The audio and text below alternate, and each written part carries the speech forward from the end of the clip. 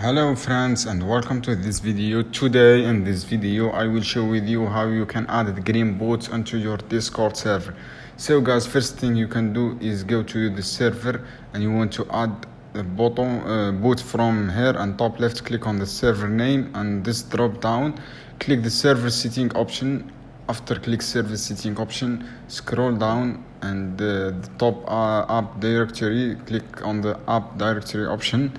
After that, select here going to search bar green bot and dashboard on search, and you can see option here come the green bot here. Just click the add server option and confirm server and continue and authorize all access for your Discord server and click I'm human. Then that is green bot guys is added to your server.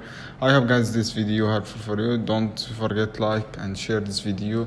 Subscribe to my channel for more content about Discord server.